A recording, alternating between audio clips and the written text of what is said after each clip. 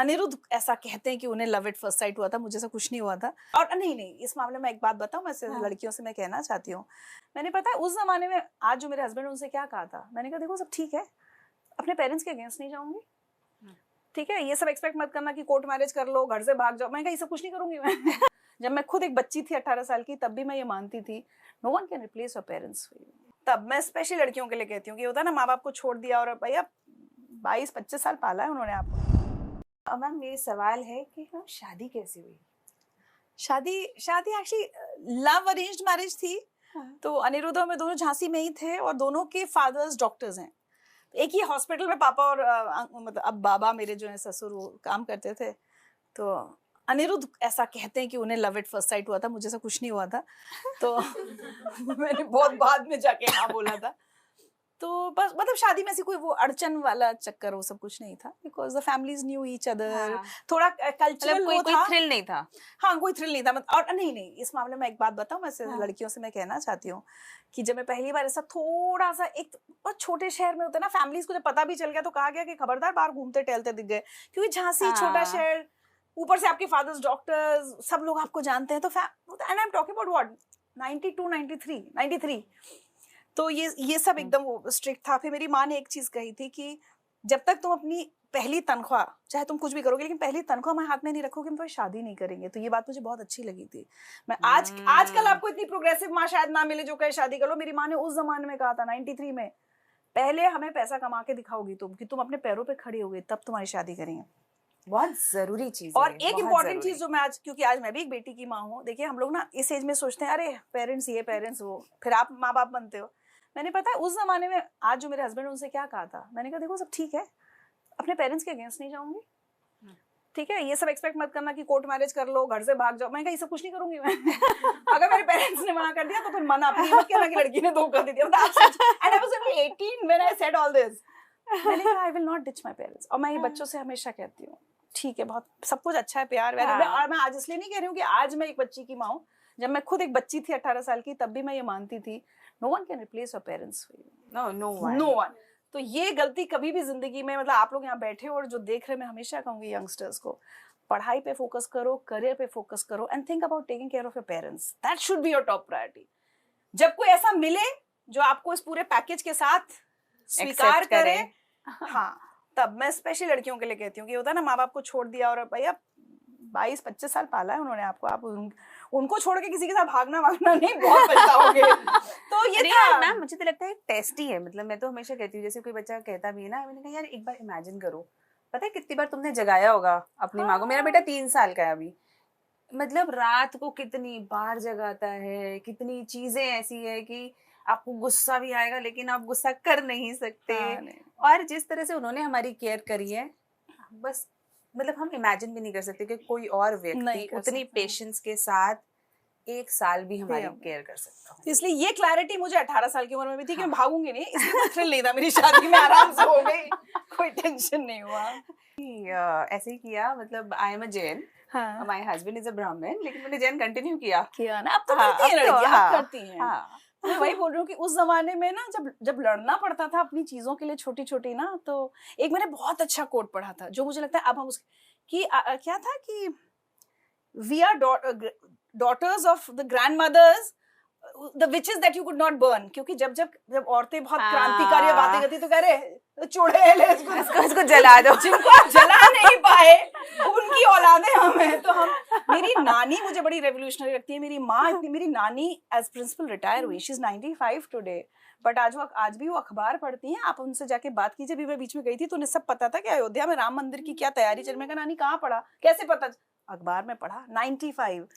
So my mother was very progressive, हमेशा thinking में कि लड़की ऐसे हो। तो मुझे लगता है प्रोडक्ट तो ऐसा आना ही था, वही बस वही। मैंने अपनी बेटी को बहुत शुरू में, आपको पता है क्या सिखाया था, कुछ बोले तो थप्पड़ मार के आना। हमारे घर में किसी ने भी ना मुझे सिखाया गया कि नजरें नीचे करके जाना, ना हमने अपनी बेटी को सिखाया नजरें नीचे करके, तो थप्पड़ मार के आना। आज भी सबको बताई देते हैं नजरें नीचे करके नहीं जाना। सर उठा के जियो यार, क्या डरना किसी से। तो मैम जब आपकी जैसे शादी हो गई तो शादी होने के बाद बड़े सारे ना लाइफ में चेंजेस आ जाते हैं। जैसे ऐसा होता है ना कि अचानक से दुनिया सी बदल गई, अब करियर मदरहुड के बाद ज्यादा होता है, लेकिन जैसे आप करियर के लिए एक हो गया कि आप जैसे अजमेर शिफ्ट हो गए, तो ऐसा क्या मतलब ऐसा कहीं भी महसूस हुआ कि कहीं चॉइस करनी पड़ रही है फैमिली और करियर के बीच में? नहीं, एक्चुअली क्या हुआ मेरे साथ, ये उल्टा था कि यहाँ मैं कहूंगी थोड़ी ब्लेस्ड हूँ। जैसे मेरे हस्बैंड ने कहा तुम दिल्ली में रहती रहो, तुम, क्योंकि somehow उसने कहा कि तो क्योंकि उसकी मदर टीचर रही हैं, तो he seen a working mother, होता है ना। अच्छा। और in fact his mother had to give up बाद में अपना जॉब वगैरह बच्चे पालने के लिए, तो इसको लगता था कि नहीं तुम मत करना, क्योंकि सारी औरतें फिर 40 में जाके फ्रस्ट्रेट होती हैं, फिर तुम मेरा सर खाओगी कि मैं देखो नौकरी नहीं कर पाई। तो वो कहता था भाई अभी कर लो तुम्हें जो करना है। तो वो चीज नहीं थी, तो मैं अपनी चॉइस से ही अजमेर गई थी। फिर अजमेर में भी अखबार में काम किया, तो एक नया लर्निंग एक्सपीरियंस हुआ। तो मैं हमेशा कुछ ना कुछ करती रही। और यहाँ जब वापस दिल्ली आना था, तब भी बहुत सारे लोग ना धक्का देने के लिए थे। मुझे कई बार लगता है कि आप जब अपनी जिंदगी में सुस्त होने लगते हो ना, तो बहुत सारे लोग आते हैं आपको पुश करने। मेरे फ्रेंड्स, क्या है ये तो ऐसे हाउसवाइफ होम मेकर बन के बैठ गई है, इसमें तो कैपेसिटी, ये कुछ कर सकती है, कैपेबिलिटी है, करती। मेरी माँ भी पुश करती थी, अनिरुद्ध भी कहते थे कि अरे भाई कुछ करो। तो ये नहीं था किसी को कि किसी को पैसे चाहिए थे या कुछ था, बट सबको ये था कि नहीं ये इतनी लेट बैक कैसे हो गई, she is suppose to work. तो आप सोचो ना, मैं 8-9 महीने की बच्ची को लेके नोएडा दिल्ली आती हूँ।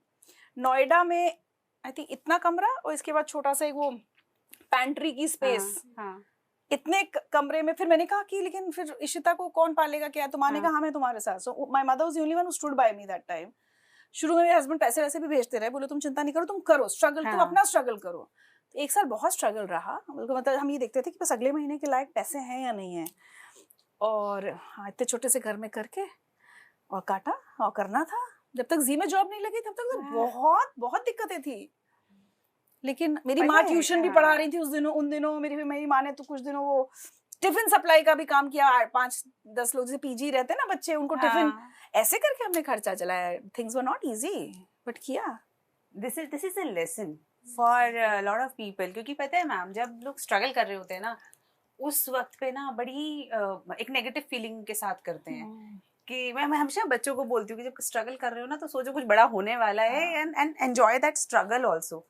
क्योंकि ये जो स्ट्रगल्स होते हैं ना, हमने मैम का फेमस वाला चेहरा देखा, कहीं जाती हैं तो लोग पहचानते हैं, ये देखा, लेकिन जो वो स्ट्रगल था, जब ये पता नहीं था, गार्ड भगा देते थे। बाद में जब नौकरी लग गई तो मुझे कहती थी भैया पता है मुझे बाहर, मैं रिक्शे से आती थी, बायोडेटा लाइए, नहीं लाए, वापस जाइए, फिर बायोडेटा यहीं रख दीजिए, बाहर जमा कर दीजिए, अंदर नहीं घुसने देते थे वही गार्ड्स।